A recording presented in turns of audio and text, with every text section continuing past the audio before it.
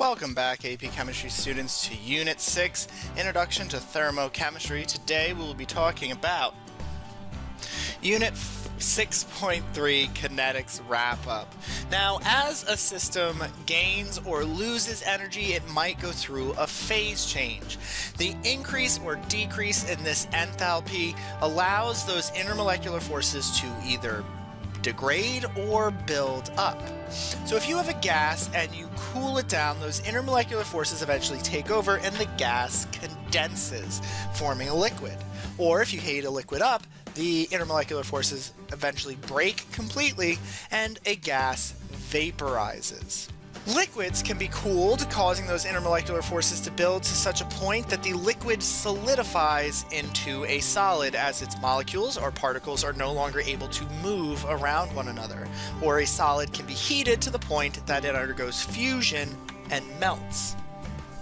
Now, the amount of energy it takes in order for a solid to melt is known as its heat of fusion. You have to add that energy in. So the heat of fusion is always a positive value. And for a substance, if the amount of substance stays the same, the amount of energy it loses when it freezes would be the same enthalpy value. So if it took 1,000 kilojoules for something to melt, it would release 1,000 kilojoules in order to freeze. So the heat of solidification and the heat of fusion are always the same magnitude, the same number, but they are different directions. While fusion is always positive, solidification is always negative. Or when we deal with a gas becoming a liquid or a liquid becoming a gas, that's the heat of vaporization, the amount of energy needed to vaporize a mole of a substance, and the heat of condensation is the amount of energy that substance gives off when it condenses back into a liquid. And again, they're the same values, just different directions. So when we undergo a phase change, the amount of energy that is transferred during a phase change is dependent upon the amount of substance present and how much energy it takes for that substance to undergo that particular phase change, known as the heat of whatever that phase change is. Now, the molar heat of a phase change is most often given, so your amount of stuff needs to be in mole. We can use those heats of phase change to determine how much energy is transferred when a certain amount of substance goes through that phase change. Exercise 9 does not cover that concept. This is actually misplaced from our first unit. But when we talk about a substance going through phase change, we'll use the formula Q equals M delta H, where Q is the amount of energy being transferred, M is the amount of substance, and delta H is the heat of that phase change. It's usually the molar heat of a phase change. So in order to end up with joules, the amount of substance most often needs to be in moles in order for it to work. Pay attention to your units for your enthalpy and you'll be fine. Make sure that you end up with joules or calories or kilojoules as your units of enthalpy. If we graph the temperature of a substance as it cools or is heated, we develop what's known as a heating or cooling curve. Here we show a cooling curve, a liquid being cooled until it forms a solid. Now, as the substance cools, its kinetic energy is decreasing. Therefore, the temperature decreases. And when we have a change in kinetic energy, we will calculate that amount of energy being transferred as Q equals MCAT, back from our beginning discussion. So at both sloped points of this graph, we could calculate the amount of energy being gained or lost using Q equals MCAT. However, at the plateaus, the energy being lost is potential energy, and we calculate the potential energy as you go through a phase change as Q equals M delta H, where delta H is whatever particular phase change you were talking about. In this case, the substance is freezing, so we would use the negative heat of fusion in order to determine how much energy is transferred during this process. Negative heat of fusion, remember, is the heat of solidification. So while the last example was a cooling curve, here is an example of a heating curve. As the substance changes kinetic energy, all of the sloped portions, we could calculate the energy transferred with Q equals MCAT, because that is kinetic energy that's being added to this system. However, the plateaus, we would calculate the potential energy, or the enthalpy, with Q equals M delta H, where we would use the heat of vaporization for this top line, and the heat of fusion for this bottom one. As a solid becomes a liquid, it fuses, it undergoes fusion. As a liquid becomes a gas, it undergoes vaporization. The heat of vaporization is always substantially larger than the heat of fusion, because in order to vaporize something, all of the intermolecular forces have to be overcome. So this line is always substantially longer. It takes substantially more time in order to boil something than it does just to melt it. In terms of states of matter present, obviously for the sloped lines, you have the states of matter seen under the line, right? So we've got gases, you've got liquids, and solids under those sloped lines. But what state of matter is present when you go through the phase change? Over time, the state of matter shifts, where you have some sort of phase equilibrium, where a liquid becomes a gas. So you start initially with no gas, but over time the amount of gas increases.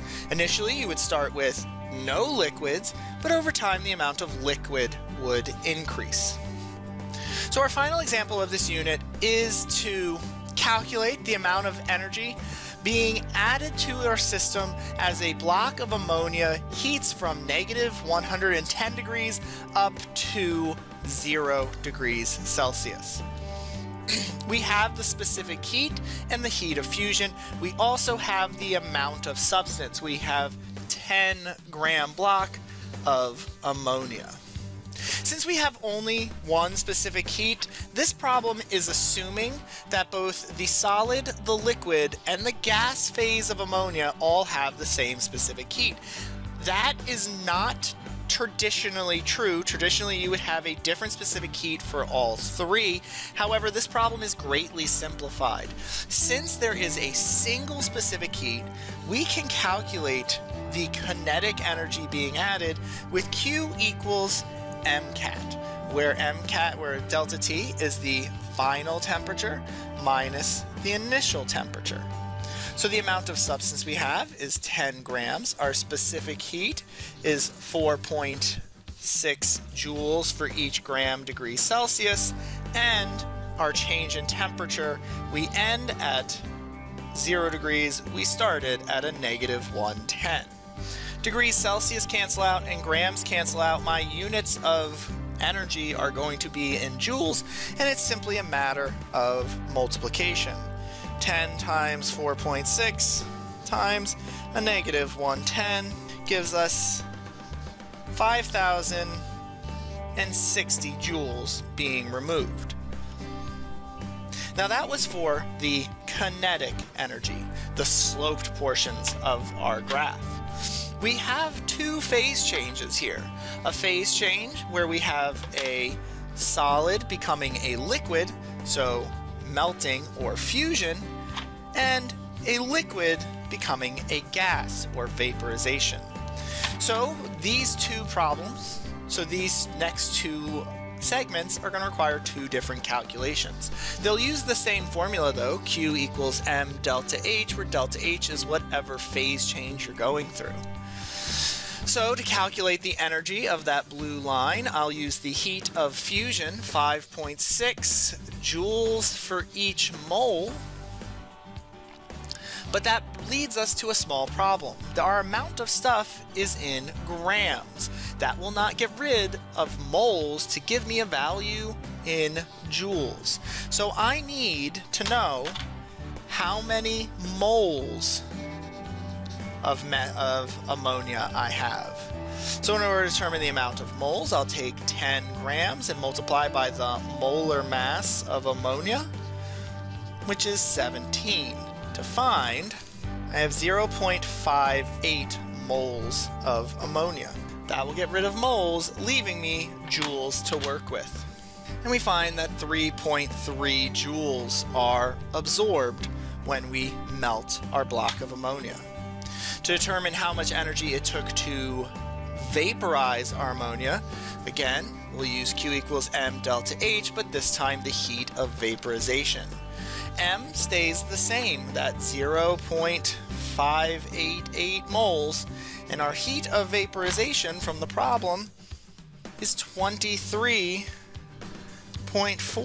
joules for each mole, canceling out moles and providing us an answer in joules, which comes out to be 13.8 joules. In total, we gained 5,060 joules and 3.3 joules and 13.8 joules. So the total amount of energy gained by this system is 5,077. In your packet, you will find practice on calculating the amount of energy gained or lost by a system as it goes through phase change. Notice that I give you 3 different specific heats for the different phases of water. And so when you get to the question that says how much energy is gained or lost by this amount of water becoming steam or this amount of water becoming a frozen block, you need to use each one individually, meaning that each one of these segments would have their own value that you would have to calculate, since those specific heats are different. Finish this page and I will see you next class when we test out of Unit 6 and move into Unit 7.